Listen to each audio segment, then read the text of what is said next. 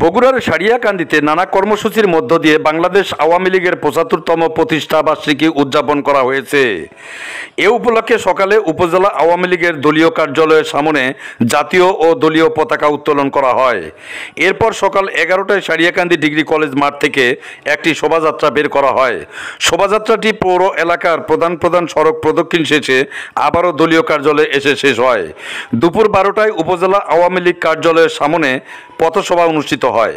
পথসভায় প্রধান অতিথি হিসেবে বক্তব্য রাখেন বগুড়া ১ আসনের জাতীয় সংসদ সদস্য জনাব শাহাদারা মান্নান।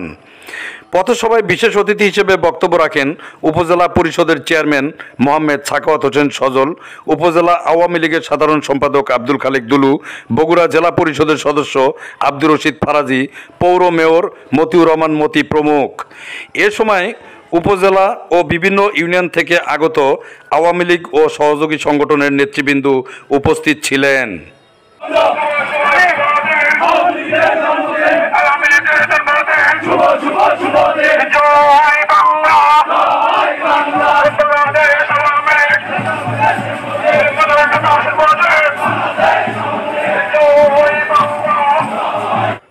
মাইনুল হাসান মজনু, পল্লী নিউজ টিভি, সারিয়াকান্দি, বগুড়া।